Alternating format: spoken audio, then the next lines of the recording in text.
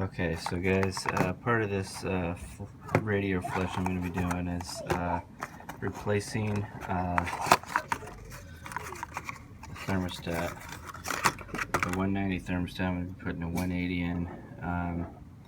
So we'll see if that works. I've put one of those in my Dodge one if I happen to go back up to 190. But got a new seal for it. And that's what we're going to be opening up to put the thermostat in. Okay, before we do that, we got to crack open the lid, and there's a valve right here on the radiator. It's usually on the passenger side on Jeeps. Sometimes they're on the driver's side on other vehicles. Right here, we're going to twist that and drain it into a bucket. Alright, so now that we got the bucket underneath there, we're just going to twist this little guy open. Just let it drain into the bucket. It's going to take a little bit. Probably at least a half an hour because the size of that hole. But we'll let it go. So we're going to be removing this clamp here. So in order to get those off, you're going to use some channel locks. Pinch this bracket right here. There you go, get it off of the clamping point. And you're just going to wiggle the hose until it comes loose. So sometimes you might need to get a screwdriver up underneath here to help pry it loose, because they're on pretty good sometimes. Once you kind of get it loose, you just got to plunk it off. Okay, we'll set that aside. The other thing you got to do is pull this electrical fitting off. You don't break that. Okay. And now it's time to remove some bolts. And then when we're all done, we'll get that thing cleaned up and make it look brand new. So we got one bolt here that's a 1/2 inch, and then one that's right on this belt, right in here. It's a 1/2 inch as well. Got to pull those off. This one you need a short socket just so you can get in there because of the fan. This one you probably need a long one to get over the belt. So let me go and pull those off. Alright guys, so as you can see, that thing has a lot of oil on it. And put this into a parts cleaner. Basically it's half and half, or thereabouts, maybe a little bit more water than solvent. But what I use is industrial deep purple Zep cleaner and degreaser. So just pour about half that bottle in, and then the other parts water. So we'll just go and throw that thing in there. Okay, just let it soak for I don't know, half an hour or so. So what we're going to be doing here today is replacing the gasket and thermostat. There is the thermostat number. It's made by Murray. So there's the thermostat number. I believe I got this at O'Reilly's. So that's what we're cleaning up today. This guy right here. I'm going to be take a knife and clean up around this edge, and then pop this off with a screwdriver. Just grabbing it along the edge there. I use that was to do. So then we're just going to take the knife, clean off the rest of this gasket.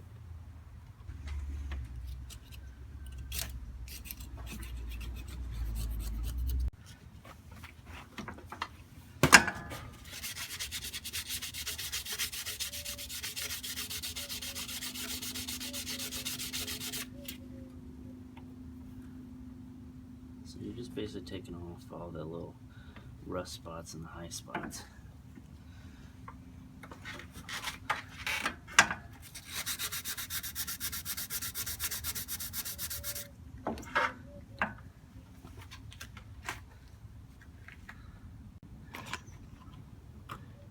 Alright guys, so we're going to go ahead and install this guy now, and then this gasket on top of it. You can remove this or leave it. In my case, I have a little port on this side, so I'm going to have to remove it. So this actually is for the thermostat. temperature reading inside the vehicle. When you see the cover go over it, there's actually a valve here to allow water to go to the temp sensor. So we got it ready. I'm going to go ahead and stick it on.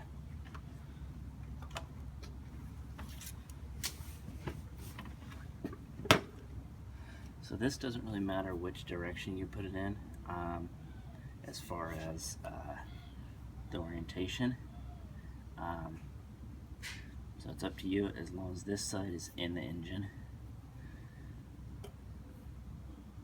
It just fits in that little groove there. Okay. Alright, so now that we got this part cleaned off, I'm going to go ahead and put the gasket on it. Make sure you line up all the holes.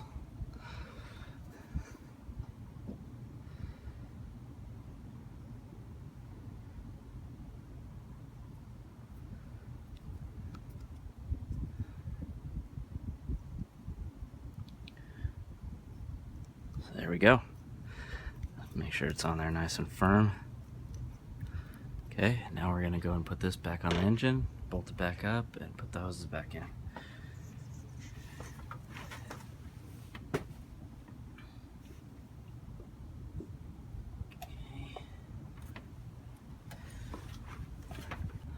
Alright, so let's get these bolts back in. Long one goes on the top. Okay. Short one goes on the bottom. Now this one might be good to have your extension. Let's go ahead and put in your extension. And you'll find the hole.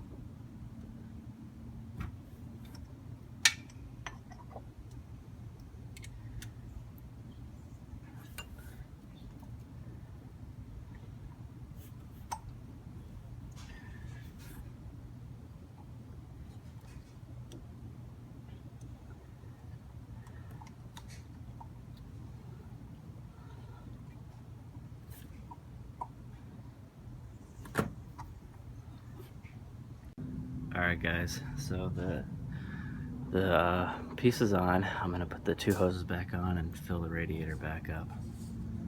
Alright guys, so we're going to fill up the radiator now with fluid. I like to get the 100% fluid rather than buying the 50-50. It's more cost effective only because it's all antifreeze. It's not 50-50. You're not paying for water. Everyone has water at their house, so I would get this.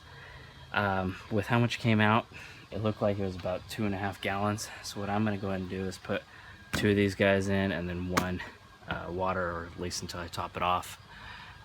So let's get going.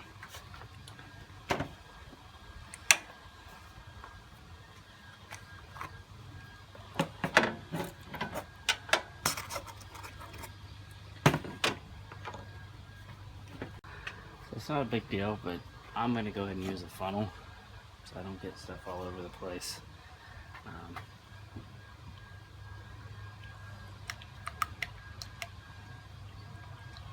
So of course you got to make sure that that valve on the bottom is closed. I did close it already. I'm just going to pour this in slowly. You don't want to do it too fast because it's got to make its way through the radiator. Now when it starts getting to the top, I'll show you what we need to do as far as getting water into your hoses. So yeah, I was pouring a little bit too fast.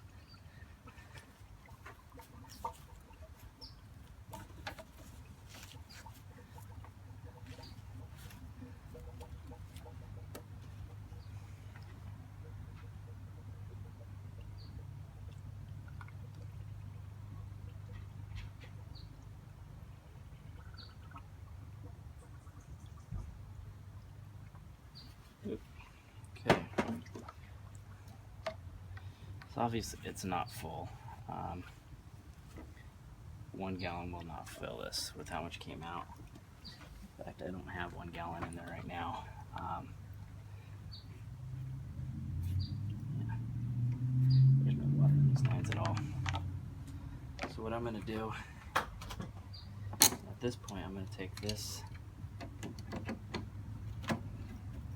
bracket off. Okay.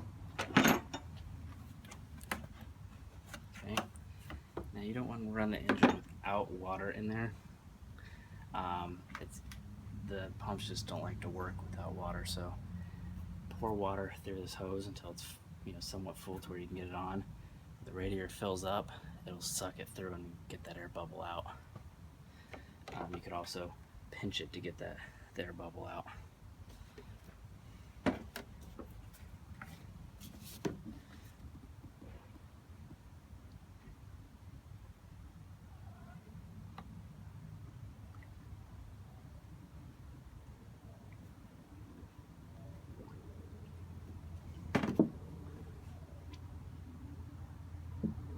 So now this is going to spill a little bit, obviously, because I did overfill this hose.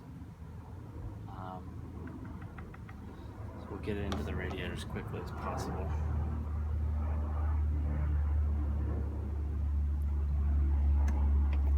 There we go.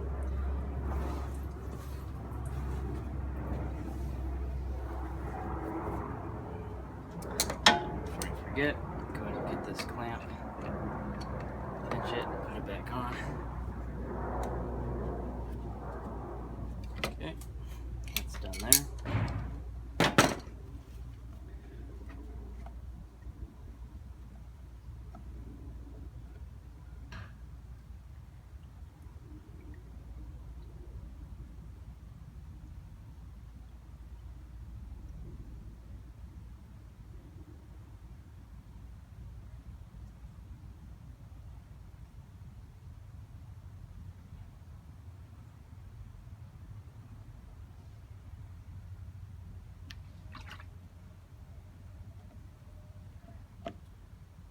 Okay, so at this point I am going to bump start the engine a little bit just to kind of get the fluid moving through.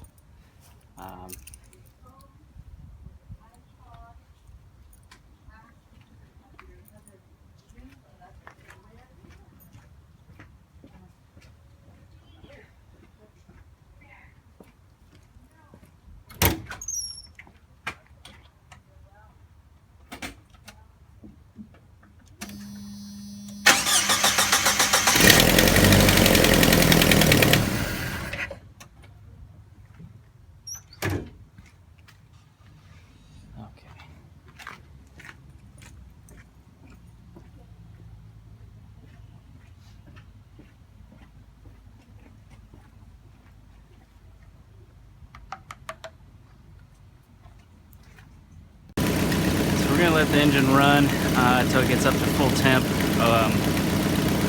Allow the fluid to go through, fully pump through the engine, and then we'll top the radiator off. Alright, so I shut the engine off. I'm going to top it off with fluid.